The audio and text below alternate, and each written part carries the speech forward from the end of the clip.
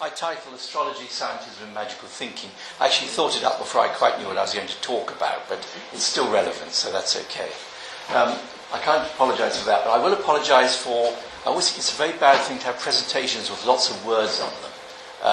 But there's a definite reason I did that, and one is because I'm not a professional astrologer, so if I'm going to talk about, Pluto and Capricorn or something, I'd rather go to the internet and find what a professional astrologer says and quote it.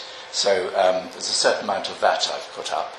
The other thing is that I was looking really at the trend, is astrology coming back into fashion? Is it respectable? And so on and so forth.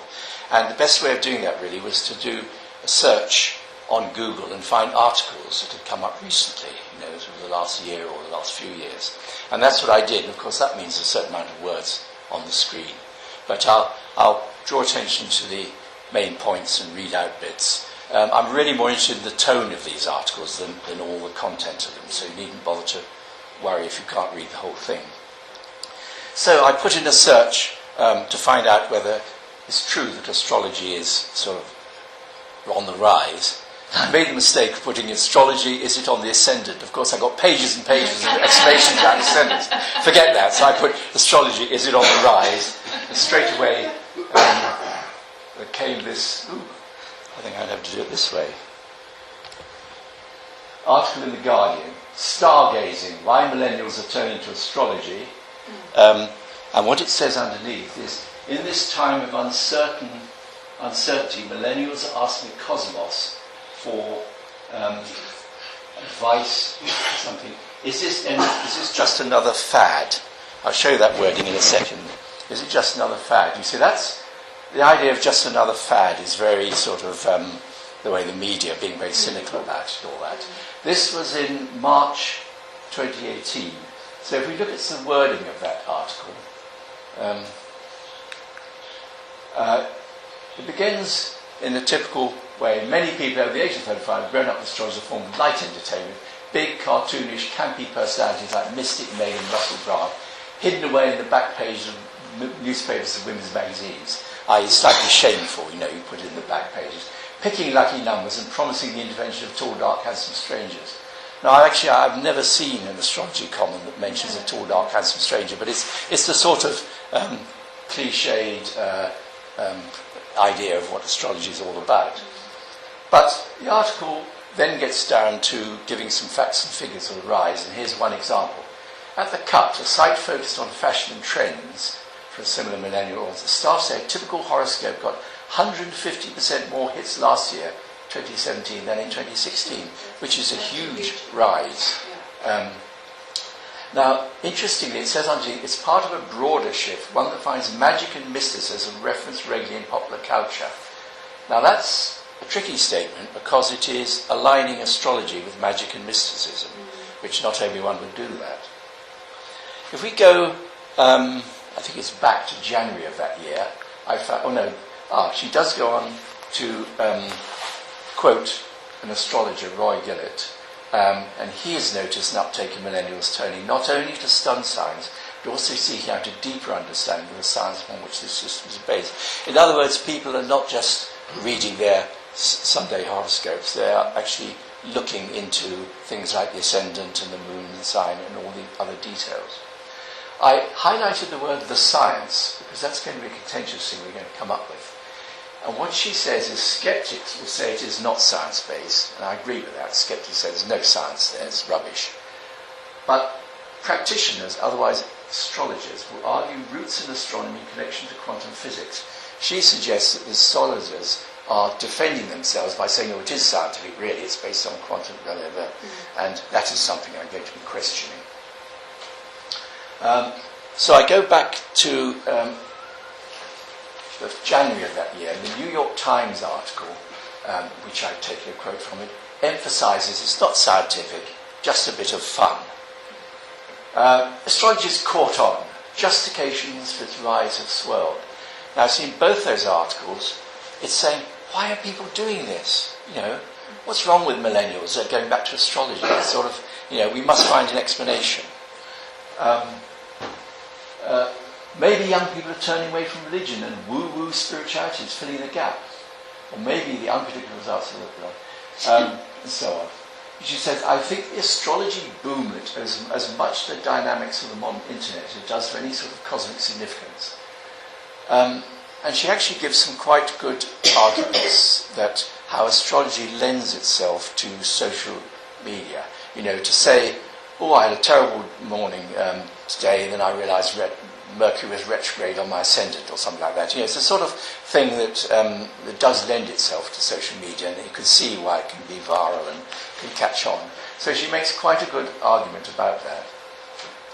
And then lower down, she says something which is going to be interesting for what I'm talking about later. You don't have to actually believe in astrology to be into it. The position is best exemplified by the Twitter meme, astrology is fake, but. In other words, people saying, oh, I don't really believe in that, but I use it, or whatever. And it reminds me of that wonderful story of the Nobel Prize-winning nuclear physicist, Niels Bohr, who someone visited his house, and there on the door was a lucky horseshoe. And they said, you don't believe in that stuff, do you? He said, no, of course not. But I'm told it works, gives you good luck, even if you don't believe in it. And I think that's a wonderful attitude, which is very magical thinking. Superstition is still very strong. Yes, that's it. And it said it works. Now, what's the next one? Oh, yes. This is a more serious thing, an earlier piece, Science and Engineering Indicators, a regular survey which is done by science and engineering people. And notice the headline which says, fewer Americans rejected astrology in 2012 than in recent years. So what does it mean by rejecting astrology? You read down, it says, in 2012, slightly more than half of Americans said that astrology was not at all scientific, whereas nearly two-thirds gave the response in 2010. So the number of people who are saying astrology is not at all scientific is falling off. But it equates that with whether you reject astrology or not. In other words, still the idea that the only reason to accept astrology is if you think it's scientific. Again, I'll be questioning that. What's the next one? I go to this year, so we're moving ahead now more. Why are millennials replacing religion with astrology? And it begins with the same sort of thing, why the hell is this happening? We live on the forefront of technological advancement, and with explanations for almost everything, we've created a desire for the mystical. The mere thought that everything, from science to politics to human interaction, is based on realistic explanation is scary and boring at the same time. We want life to be unexpected, surprising, mystical, and comforting all at once. And maybe that's what astrology offers us. Now, see, what's interesting to me there is, whereas it's been sort of negative reasons, fear of uncertainty or lack of religion or whatever it is, this is actually saying maybe we really need something more than that scientific stuff. It's quite a turn in thinking that. And again, very relevant to what I will be saying later. Now, I've gone on a bit about what these articles say and looking for the trends. And while I was looking up, I kept getting these messages coming up. Every time I looked at a Guardian article, it said, you've looked at 13 articles in the last week on Guardian. Isn't it time you gave a contribution? And I felt very, very bad about this because I was brought up on the Guardian, what our family read, and for many years I actually subscribed to the Weekend Guardian, which came to me regularly. But since about the 1990s, the articles on all the things I love, occult, magic, New Age, all those things, have been so cynical and sneering that I thought, I'm blowed if I'm going to subscribe to them. And just to sort of illustrate that change, I'm going to go back to 2017. Here's an article on dowsing. Water divining is bunk. Doesn't even say, the question comes afterwards, why does it continue to trump science? Comes straight out, it's bunk. The use of dowsing by major walking companies shows that the appeal of natural magic needs to be understood and, where needed, confronted. In other words, we've got to fight this. The news that many water companies are using dowsing to locate underground water has prompted outraged demands from scientists. They desist at once from wasting time and money on medieval witchcraft. The right to call this practice deluded. It reveals how blah, blah, blah. The article goes on about using witchcraft and medieval practices. And I wrote to them and I said, actually accusing people of witchcraft is pretty medieval in its own right. But they didn't respond to that. Okay, so that's 2017. Now if we go forward to this month, here's another article. Monsters, Men and Magic. Why feminists turn to witchcraft to oppose Trump. They're still finding explanations, but what it says I thought was interesting. Whether it's hexing the president, chatting on WhatsApp covens, or featured in TV reboots, radicalised women have been finding strength in the ancient pagan arts. Okay, this isn't strictly astrology, but that is actually a very positive thing. These people are finding strength in these arts, right up at the beginning of it. You don't have to dig down to find anything positive. So I thought that was interesting, and it really does reinforce this feeling I have that there's a real shift in consciousness and attitude towards science and other ideas. Now I have to look closely to see what the next one is. Yes, so an issue which has come up in these things is whether astrology is a science or not. Is astrology a science? And there were those two quotes. One, few Americans rejected astrology. In other words, the idea that if it isn't a science, then you reject it. And this idea that the skeptics say it's not science-based, but the astrologers are trying to pretend it is science. Now, Dawkins is a sort of... Richard Dawkins was the typical example of someone opposing these things. I know he became better known for his atheism and the new atheism and his rejection of religion. But back in the early 90s, he began with a television show where he decried all the New Age stuff, divination, tarot, and all that type of thing. Then he got very successful with his attacks on religion. But in the early this century, he gave a series of things on television called The Enemies of Reason, and singled out astrology as one of these enemies of reason. So he isn't just saying it's not only a science, but it's a delusion, and he would say a dangerous delusion, or even a fraud that must be countered. This idea, he would like to see a ban on sun sign stuff in newspapers, things like that. So a very strong view he's taking. But he began to be accused of what they call scientism, and I've used that phrase. Scientism is really something which looks scientific on the surface, but it's really become a sort of cult religion in its own. It consists, the actual practice, what they tend to do is they use either quite a rational argument or a good bit of research, and they add to that leaps of faith. Now, I'll just give one example, which is based on astrology. In about, 5-6 years ago, several skeptics said to me, astrology is being disproved. It's nonsense. And what they quoted was an experiment where they got a large number of people randomly selected, and they got their horoscopes drawn up, and then they shuffled them and asked people to select their own horoscope. And they weren't very good at it, no better than chance, which is actually rather disturbing for an astrologer. And then they said, that shows it's rubbish. And I said, now that's the leap in faith, you see. I looked up, when I was preparing this, I looked up that experiment as best I could. And it actually was rather well done.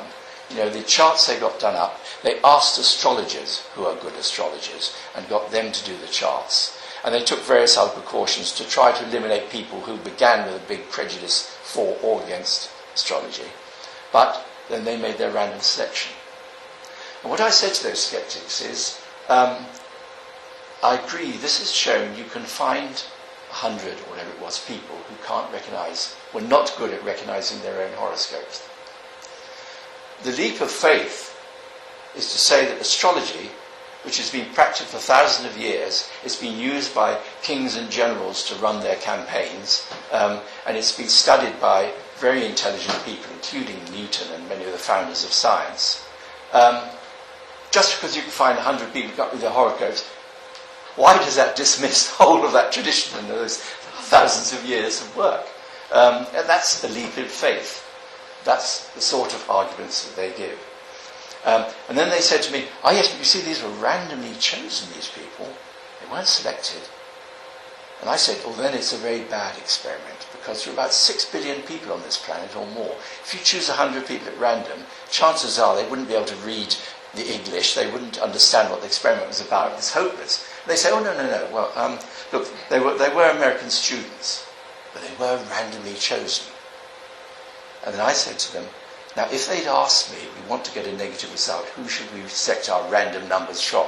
I would say students. Yes, because famously, you have this crisis of identity when you're at that age. You know, am I a hippie, am I a punk, am I what? And you don't actually know what you are. So you couldn't have chosen a better group of people to make sure they didn't recognise them.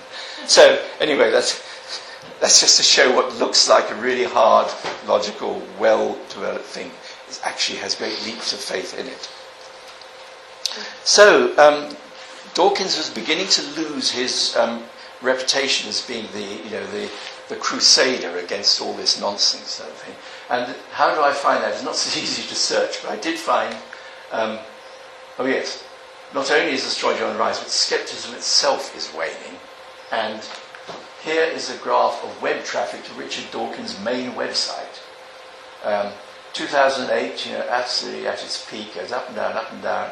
And even when he had his followers, it's slumping like mad. And some of the things were said about him.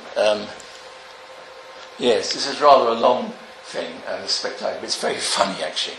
I will summarise it a bit. He says that Richard Dawkins' website, it's become like a sort of, a Scientology cult sort of thing, where you pay more and more to get to inner circles. For $85 a month, which is Good grief. $85 a month, you get discounts on his merchandise, the chance to meet not Richard Dawkins, but Richard Dawkins Foundation Reason Science personalities. Obviously, not enough to meet the man himself. So if you pay $210 a month or $5,000 a year for the chance to attend an event where you speak, after the neophyte passes through the successively more expensive Darwin circle, then the evolution circle, he attains the innermost circle, where for $100,000 a year more, he gets to have a private breakfast or lunch with Richard Dawkins and a reserved table to an invitation-only circle event with Richard, as well as the benefits listed above. He says, so he'll get a discount on his Richard Dawkins t-shirt saying, religion, together we can find a cure. That's an expensive t-shirt. That's the most expensive t-shirt I've ever seen. Donations up to $500,000 a year will be accepted with all privilege of eating him once a year. At this level of contribution, become a member of something called the Magic of Reality Circle. I don't think the irony is intended. So that's written in 2014. And then a blogger who writes a thing called Fading Dawkins, this is someone who used to follow him, says he's going on one of his speaking tours, which really were very successful. These were the Crusaders. They called people the Four Horsemen of the Apocalypse or something, because they were the four people leading the atheist movement. November the 1st and 2nd, he had a public conversation with Sam Harris, who actually is a very good speaker. He's got a wonderful blog. He says, in the golden age, there would have been a couple of news reports about this talk, a lot of clickbait quotes. I'd probably be blogging about something they said. Despite Hawkins' return to the speaker circuit, despite him teaming up with Sam Harris for 2 days, I can't find a single report. No one outside that theatre is interested in what the two of the four horsemen have to say.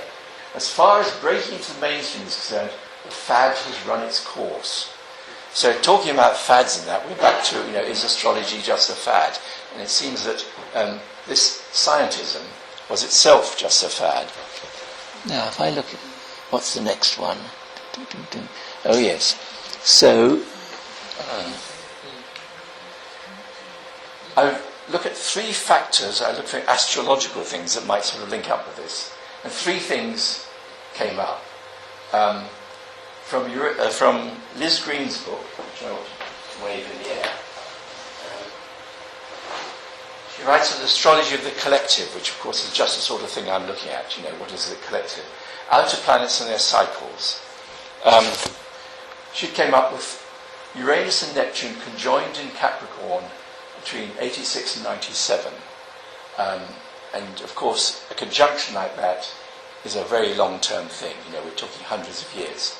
I'm sorry, is that not the book where it was written in like 1982, and she anticipates the collapse of either the Soviet Union, the Soviet Union in 1989? Yes. Very. In 1982, she says. Yes, that's it. It's very itchy because it's something like things happening in the seventh house, and she says, you know, I associate that with the breakup of a marriage, and actually, you know, the Soviet Union was a marriage sometimes quite reluctant of a lot of countries, and you know, it's very perceptive. That's an amazing little bit of. Well, I'll come back to some of the things she says. Okay. She also points out that that conjunction became conjoined with Saturn in 88 to 99. And she says these sort of big conjunctions and aspects of outer planets do have a big sort of current effect. It's really when Saturn comes into it that it suddenly makes it more tangible. It sort of brings it into the inner circle of planets. It makes it more visible and obvious. So she saw significance in that. And also, Lionel, the kids born into those years, they're the guys that we're speaking about now. Yes, because my clientele has just increased tremendously from those years, and those are the kids that are now, the 30-somethings to the 28s, that whole range, that's them. That really links it up with that idea of the millennials, doesn't it? Which to me it was just a buzzword, but it's exactly, yes. Nancy drew my attention to, while Pluto is in Capricorn, it received, I think it's something like 7 squares between 2012 and 2015. So you've got, the challenging Uranus digging at Pluto in Capricorn, and we're going to see a significance of that. And then just the fact that Pluto enters Capricorn and is still there now in 2008 and 2023. So I look at these in their order that they take place. Uranus, Neptune conjoined in Capricorn, joined by Saturn. And Liz Green points out that the last Uranus-Neptune conjunction was in Sagittarius. Okay, there wasn't a Saturn involvement, but that was when Karl Marx was born. And if you think of the sort of religious philosophy aspect of Sagittarius, Karl Marx really had a huge effect. The first really big country that was an atheist in principle, rather than adopting a religion, was the Soviet Union. And, I would say that his Marxism became a religion in its own right, a new sort of religion. But this is the thing that interested me. I think the conviction that material reality is the only reality is a typically Capricornian vision. And all the strivings and ethics and behaviour patterns of Capricorn stem from this view of the nature of reality. It is possible that this central attitude in which we are born and develop may change. Now that, i.e. a long-term fundamental change in our thinking. Remember, we're talking long-term because this is a conjunction which has got to work its way right the way around. Now, Pluto and Sagittarius, the second thing to happen, that's in 2008. It goes to Capricorn in 2008. I looked up, again, significance of this on Googled it, and I found astrologer Donna Lee Steele in January 2008, Heavenly Help Astrology, which said, it's been in Sagittarius since 1995, and one of the things she pointed out is Pluto revealed that religions and their leaders don't always tell the truth. And I would actually add to that, this whole new atheist movement, which began around about then with Dawkins speaking against religion, shows a real sort of undermining of the roots of religion. Took place, it was in Sagittarius, up in 2008, and we're seeing this sort of that's tailing off. But Capricorn is a sign associated with responsibility and accountability, power and authority. Governments and large corporations, CEOs and political leaders and social structures and institutions. As Pluto moves through Capricorn, we will see corruption and abuses of power revealed. That's the important word. It's not that they weren't there before. We will see changes in leadership and governments by election, coups, falls from grace, or literally by death. And she points out the last time Pluto transited Capricorn was from 1762 to 1778. A new nation was being born, as millions of Europeans hoping to escape religious and political oppression had begun colonizing America. Now, see, again, it's interesting what led them to do that. It was political rebelling against the religious restrictions in Europe. In other words, while it was in Sagittarius, they were boiling up, and then they left. Also, it was very much an anti-monarchical revolutionary war. Yes, well, it's sort of, remember the Pilgrim Fathers, they were sort of religious, they were Quakers. And well, sure, yes. So the sort of the Pluto and Capricorn, Sagittarius was sort of, stirring up feelings about religion and doubts. Yes, but then when Pluto was in Capricorn and the Revolutionary War yes. happened, it was very anti. Yeah. The idea, the king being sort of tied to, yes. It's a mystical thing. Yeah. Appointed by God and all this stuff. And that was very much fought against that as well. And in fact, this reflects it. It's a small political movement led to a big revolution, culminated in a complete break with the world's most powerful country and its monarchy. Yes, so and then she says, this is a bit of an aside, but it's perceptive, it's what's happened. Another very important focus by Capricorns are natural resources. Capricorn rules limitation. Humanity will be forced to come to terms with our unbridled use, misuse and abuse of the Earth's finite natural resources. Okay, many of us have known that for a long time, but certainly the way it's come to a head and been recognised by governments recently is very true. While that was happening, say, Uranus squared Pluto, which really gave it a prod in several times, 7 times in that gap between 2012 and 2015. The start of that cycle was when they were conjoined, and that was 60, 67, the hippie era. And an astrologer, Jeff Jower, writes in 2012, radical Uranus's challenging right angle to Pluto represents the power of individuals and small groups to overcome these forces. And the forces he's been talking about are big corporate interests, authority and control, and plutocracies. He says, if your philosophy is rock solid, there's no risk in questioning it, yet in times like these, the willingness to push beyond the rigid walls of the divine personal reality could be the greatest contribution we can make to the rest of humanity. 1968 was when all the student rebellions happened. When? 1968 was when all the student rebellions happened. Yes. Starting in Paris. Yes. And then all the students in the Western world rose up and we were all accused of being communists. Yeah. It was very much the height of that sort of hippie thing, and say that's sort of launched that cycle, and then now we get to the square. I just added Liz Green went back in 1982. Again, she's talking more generally about this things happening in Capricorn. I keep going back to the issues with which Capricorn is concerned. Each time I think about it, I come up with a material view of reality. And she qualifies, I don't mean materialism as financial or economic viewpoint, and seeing the world only through the senses. And she says it will affect our assumptions about the nature of the physical universe and the human body. So, we're coming back to that idea of, this boomlet, this new fad, astrology.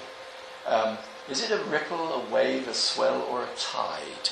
Now, the thing is, if you look at the beach, you get ripples, but you get waves that come in and go back, and waves that come in back. And if you watch them for a while, you notice, there's a lot of good big waves, and then they begin falling off again. They get smaller waves.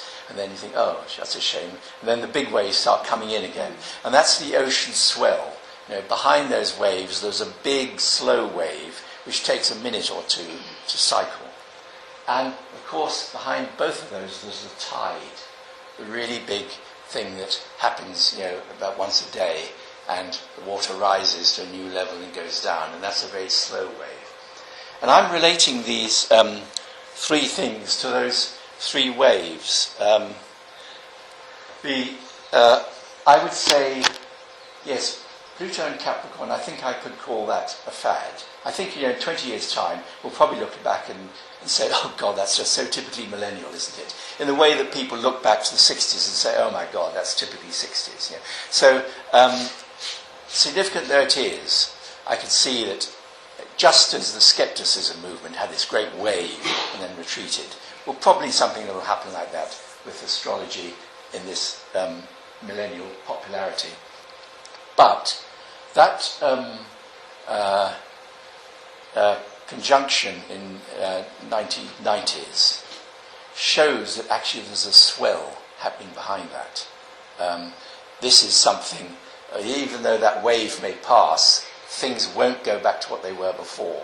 There's a bigger change taking place there. Now, I believe that there's a bigger shift is happening behind all that there's a tide change. And in the 1990s, when that conjunction was taking place and afterwards, there's much less obviously in your face astrology and interest in mystical things. Yet it was still enough to worry some of the sceptical people. And the Guardian had a whole lot of articles, and the Independent did too in England, which went, whatever happened to the Enlightenment? We've had 5 centuries of enlightened rationality, scientific progress and humanism. Despite all that education and advance of science, why the current upsurge in New Age mumbo-jumbo and witchy nonsense? They were beginning to say, why? Now, I was someone who had a scientific education in the 50s, which was that was a previous time of sort of high scientific triumphalism, and I came to be writing books about magic, so I thought, well, I could answer that. Yeah. Unfortunately, I'm not the most dynamic and effective person doing things. So, a book, My Years of Magical Thinking, was conceived in the 1990s. I started writing it in the 2010s, and eventually was published in 2017, really much too late. I should have done it much earlier. But, what's the next slide? God, I can't see on this thing. We should have a copy for the library. Yeah, I should give you one. Yes, I think I've got some here. Okay. Printed in England, so but yeah, I'll add one. Yeah. Was the Enlightenment? You see, what they say is the Enlightenment was this great leap forward by humanity. Why have we gone back?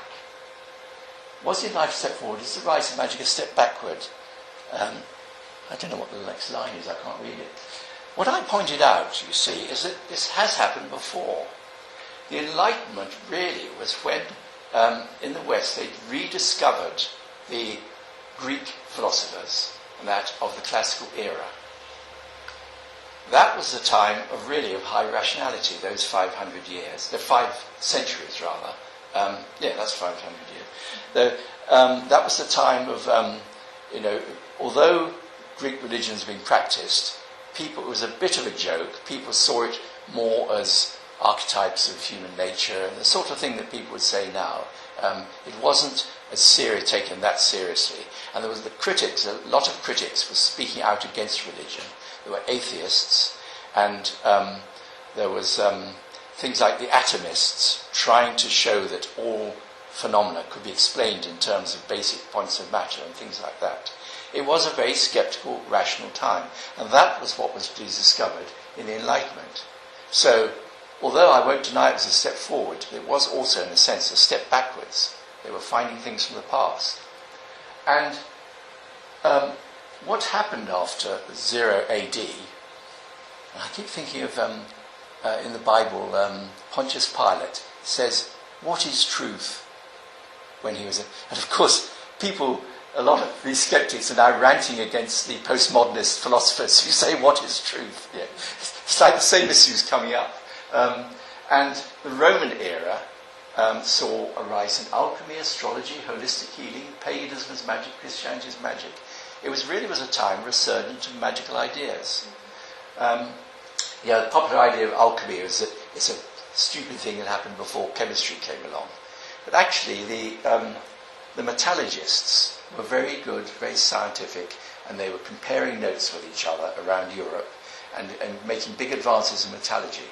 But it became politically too important because counterfeiting gold coins and things like that. And so the rulers locked up the chemists and said, no, you can't travel around. And it became secretive, and it became mystical, and it became coded. And that really was the origin of alchemy at that time. And I know astrology, of course, was already going on for thousands of years, but it began to take more modern form of horoscopes and the form we know it in, and the planets we know at that time. And as for holistic healing, Lynn and I went to a most wonderful ruins of Asclepian, I think they called it, in Greece. And I mean, you could just transport it to the present for a New Age healing centre. You know, you came in and you studied your dreams and they had them interpreted. You could do psychodrama in a special theatre. You had water treatment, you had exercise. You know, it really was a holistic approach to medicine. And what it had replaced was the Greeks had reduced medicine to, you must look at the symptoms and you mustn't speak to the patient, because that is magic and mumbo jumbo if you start using words. So really, like, you know, the modern, if you go to a specialist who will look at your scan, he won't ask you anything, he will deduce from the scan. It had got like that, and then this holistic movement broke out. So to me, it is, and I'm sure people were saying, whatever happened to Greek philosophy and rationalism? You know, we've shown it back to magic. So I'm saying it's happening again, and that suggests to me that you don't see it as something going back to the past. It's actually a moving forward. And that reflected in that remark that was said, realistic expectation is scary and boring at the same time. We want a life to be unexpected, surprising, mystery, and comforting all at once.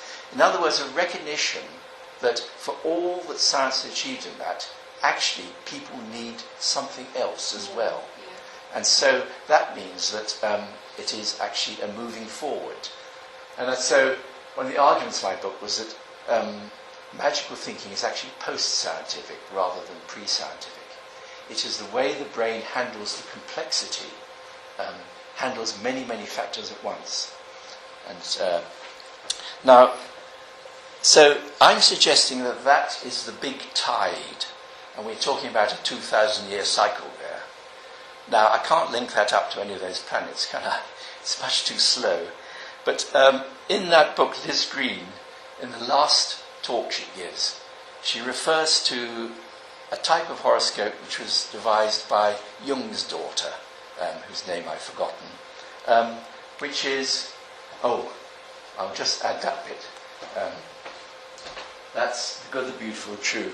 This is another sort of confirmation of what I was saying, that if you go back to Bhagavad Gita and the Platonists and people like that, there was great principles that you guided by, the good, the beautiful and the true. And they weren't separate rivals, they were like, you know, the Holy Trinity. To be really good, something should be beautiful and true. To be really true, it should be good and beautiful, and so on and so forth. They were sort of linked up. But there were three great guiding parameters, if you like, that people looked at. Now, when you had that Protestant Revolution, the Puritans really threw out the beautiful. That's just worldly stuff, you know. It's the good and the true. And whereas the Catholic Church used to read out the scriptures in the Latin tongue, which is a form of music, which you can interpret in so many ways, and you can see metaphors, things like that. The Protestants said, no, it must be in the common tongue, and you must read it silently. In other words, it became the one truth. And that was the foundation out of which modern science grew, the search for the one truth. And the good got put aside. Now, what I said is that, so the true, whether something's true or not, is now our only measure of worth. And particularly with digitization, it becomes a tick box, 0, 1, false, true, what's false, what's true, what exists, what doesn't exist. And I said this sort of three-dimensional world of experience that we were used to is being boiled down to, is it true or is it not true? Really? And that fits that thing of being boring and scary at the same time. So I just added that extra argument. So, what are we going to do about a 2,000-year cycle? Well, the chart which she draws our attention to, what Jung's daughter founded, was the beginning of the Piscean age. So what she did is she put the ascendant on Pisces. Now it's a bit odd because it's 29 Pisces, but you see what it is going backwards, the equinox. So as you go through those 2,000 years of the age of Pisces, that ascendant does that. And the second house is always in Aries, going along like that. And the third house is always in Taurus. Now what Liz Green says about that, I won't read it out because it's going on a long time. She says, attitudes to value, object, possessions and things like that, the second house. Aries is very sort of me first, aggressive in that area. And she sees that tendency throughout the age of Pisces, the sort of aggressive possessiveness and things. And the one that's more relevant to me, the third house, is in Taurus. And she said, that sort of material, rock solid, it must be demonstrated, sort of Taurus, down-to-earthness, typified the thinking in that time. And if we look at the equivalent for the Aquarian age, that third house thinking is going through Aries. So a greater interest in revolutionary ideas, new thinking, breaking away, fiery new concepts, things like that. And I haven't looked any further into that, but it does look an interesting way of perhaps exploring this slow tide which is running underneath.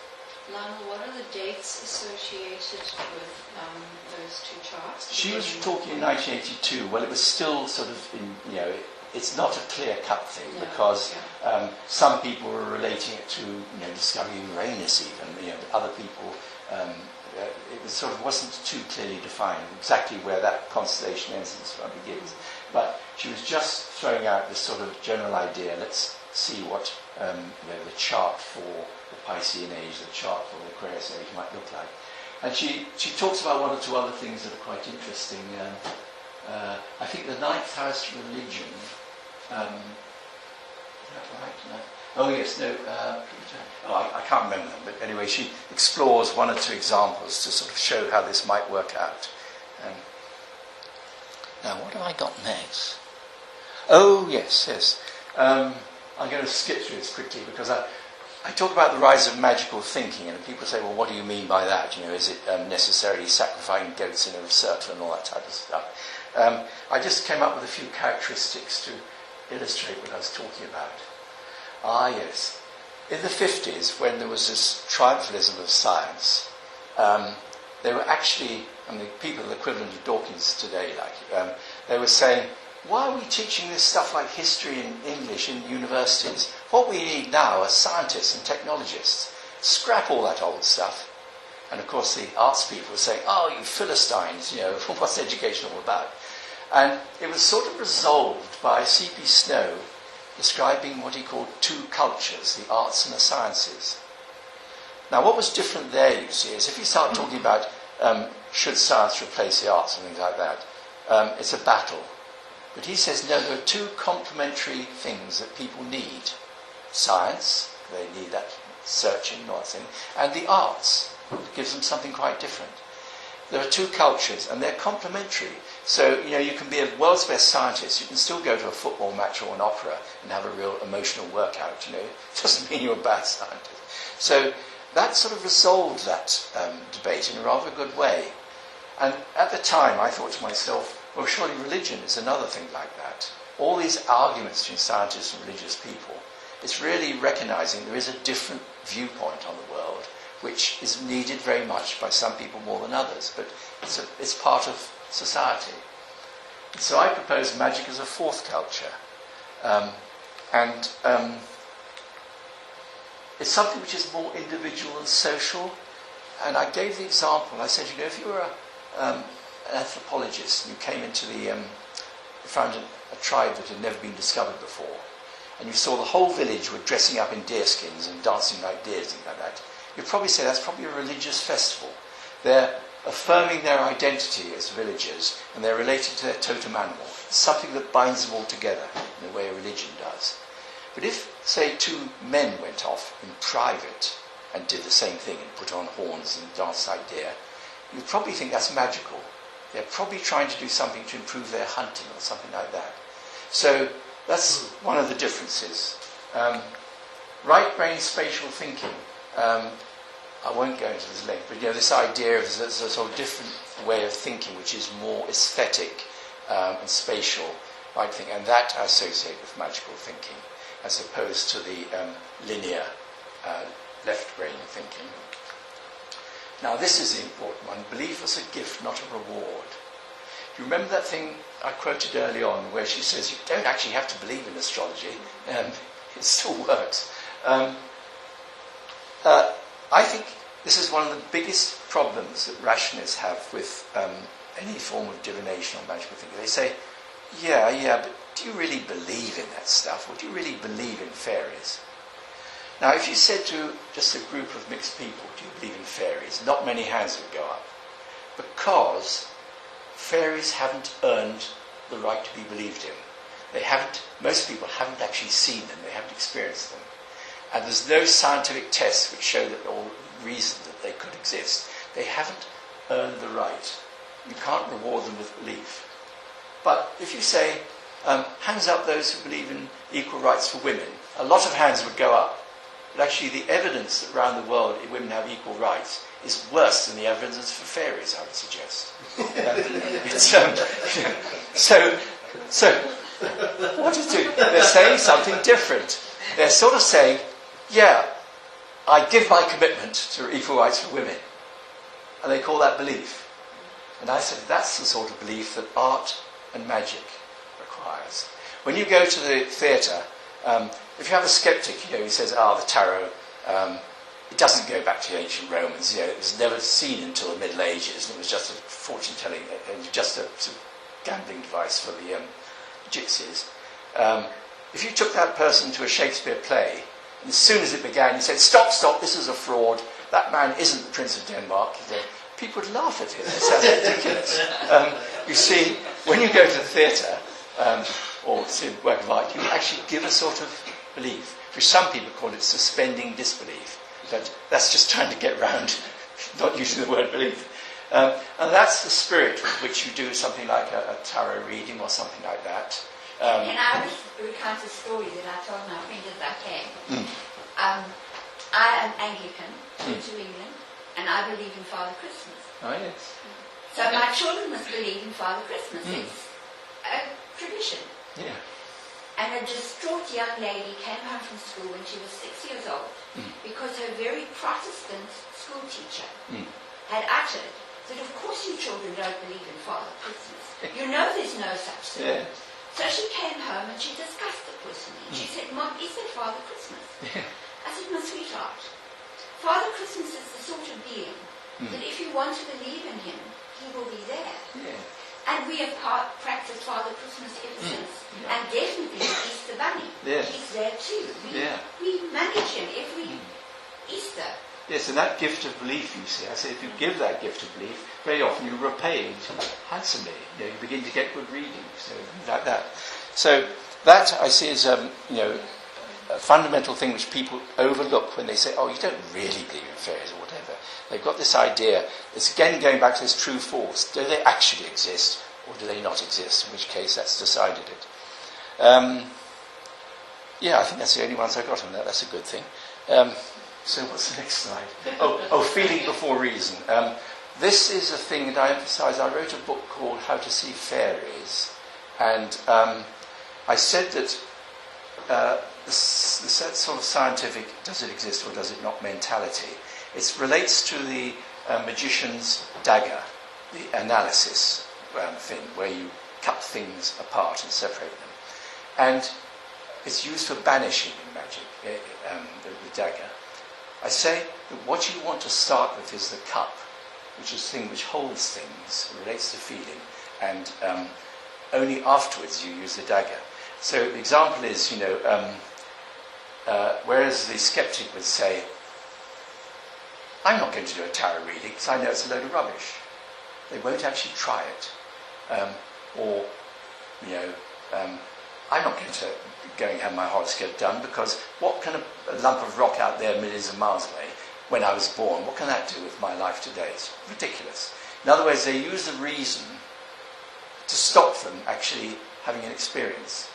What I say is, put that aside, have the experience, have the reading, have the tarot reading, whatever, and then use your reason. Look at what's good. You know, a typical reading will have some things you just don't really understand, some things which don't seem to be relevant, and then a few things which hit you. Wow, that really explains what's happening to me. And those are the things you use the reason afterwards to pick out the good bits, and you find, generally, my experience is, you will be rewarded. Effectiveness is more important than existence. Yeah, there's a lovely quote from Crowley on this, who was famous as a magician. That Crowley? Aleister Crowley. Oh, Crowley. Yeah. I didn't hear you. Okay. You said Crowley. Yes, it was a nice quote. I couldn't find it in time for this, but he was saying, you know, you do certain things and certain results happen. Now, whether it's a waste of time wondering whether, you know, angels, demons, such things really exist, what matters is the fact they work, which again fits very much this theme of, you know, you don't have to believe it. And so that is another important thing for me. You see, if I go to a homeopath and I get good results, if someone then says, but don't you know they tested it in a laboratory, a double-blind test, and showed that there was no effect from homeopathic medicine, why should that affect the fact that I've had good results? Why should the fact that some people far away who I don't know had tried the same thing under peculiar conditions? I mean, the people didn't know what they were prescribing as a double-blind. They didn't know what they were getting. Now, would you ever go to a doctor who would say, I'm going to give you something, I don't know what it is, you know, I won't tell you what it is. It just doesn't relate at all to a healing experience. So, the fact that something works is what really drives magical thinking, what things work. In pharmacy, we have a lot of placebos. Oh, yes, yes. I once had this idea of, you know, you used to get these sort of, I think it still happens on the internet, but it used to be in the days you get something through the post which says, a fantastic new cure for arthritis or something like that, you know. Absolutely amazing. Doctors don't want you to know about this, you know, it's so advanced. And actually, secretly, they use it, you know, because it's... and I wanted to do one like, they say, you know, fantastic cure for everything. It's the landmark against which other medicines are tested. And I go on, and, you know, we're selling it for only this much, you know, the sort of amazing results, and it's called placebo. So that was my idea. But those are that is magic, isn't it? Placebo. Yes. I mean, it's absolutely scientific magic. Yeah. And when you go to a homeopath, you get so much personal attention and everything, and questions asked, things like that. It really builds up that sort of trust and belief, and you know, and it works. And that is, to me, is what healing is very much about. So, you can give people pink aspirins, and they think it's sleeping, yes. and they sleep so well. Yeah. Yes, I remember a friend of mine. So, is astrology science or magic? Magic recognises cycles and synchronicity, and science looks for causes. You know, if I had a garden where every year the daffodils would come up, and then I'd know that a week or two later the cherry tree would blossom. Now, this is a part of a big cycle. These things happen in that order.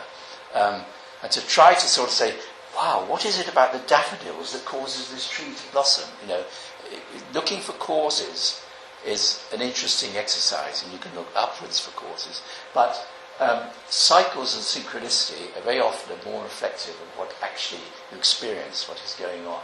And astrology, to me, is very much about cycles. You know, I find it harder to accept that Saturn's position is somehow affecting me on Earth. But the fact that there's a 29-year cycle going round, which we've lived with, we've evolved with this for all those years, I think it is in our nature, it is built in. And, you know, that sure enough, when you're 29, or when you're 28, say, that's when you begin to think, have I really done the right thing in life? You know, should I have married this person, or am I really in the career path that I want? And it just, you know, it's built into us. So I think that cycle thing is very important. Science wants simple, quantifiable predictions or effects, whereas magic results are more often recognised afterwards. This is another thing which is a real bone of contention. If you have the example of, say, someone who suffers a terminal disease and their friends get together and do a ritual for them. Now, of course, in their hearts they hope that the next day when they visit, you'll say, wow, I'm cured, it's gone. But what more typically happens is the person's attitude changes.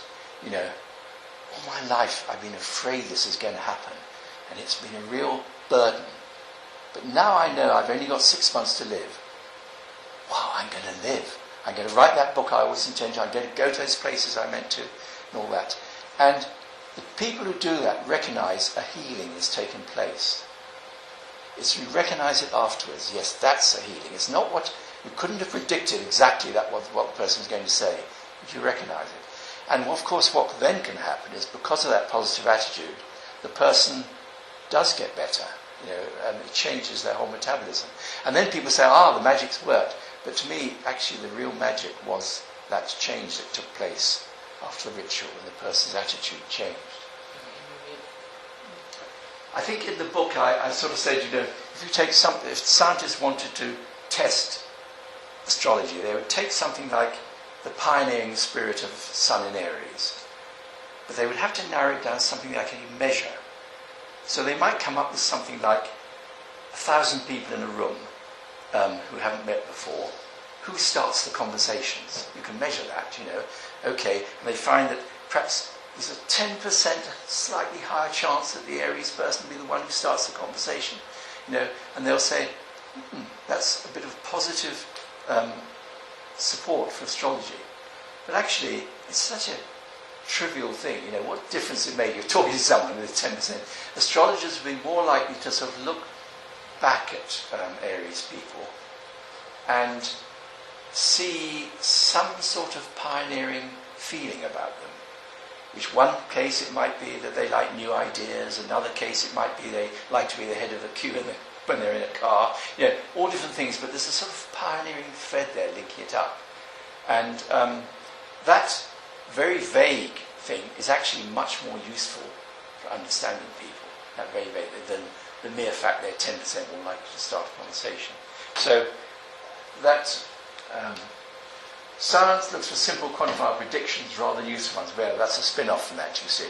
Scientists say, yes, as an Aries, you're 10% more likely to start conversations, which is useless bit of information. Magic is for useful indicators, however difficult to pin down. That really extends that. Science analyzes, now I think this is an important one, this. Science analyzes people by parameters, magic by fault lines. Do you know what a Barnum statement is? Yeah. Okay. P.P. Barnum was a showman who came up with this idea. You can say things that everyone will agree with. Now, a cold reader will typically start with a statement like, you're a sociable person, you like to have friends, but there are times when you just want to be on your own by yourself. Now, I see hardly anyone would disagree with that. 99% of people nod their heads. And for the cold reader, that's a beginning where you notice people's reactions to these very general statements, if you're doing it in a calculating way. You're a sociable person, but you times when you like to be on your own. The person that crosses and leans forward.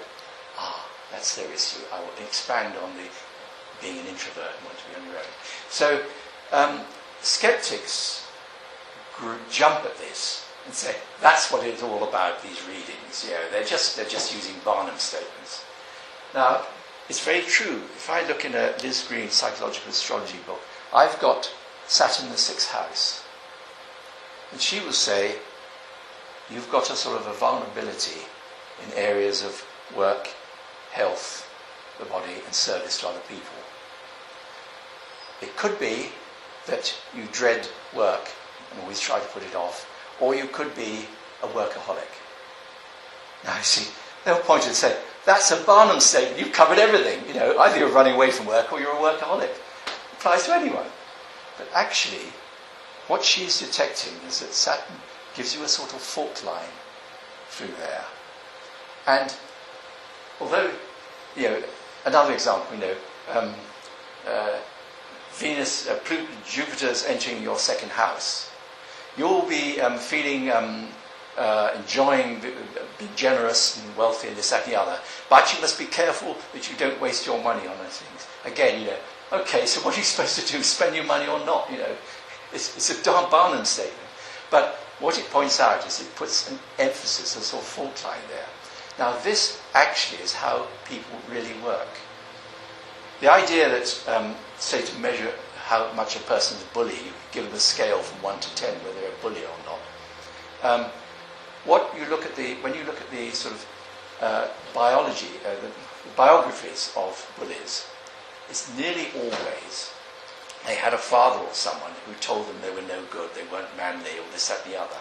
And they have this inner feeling of how inferior they are, and they work it out, compensate, by bullying other people. That actually is how human psychology works.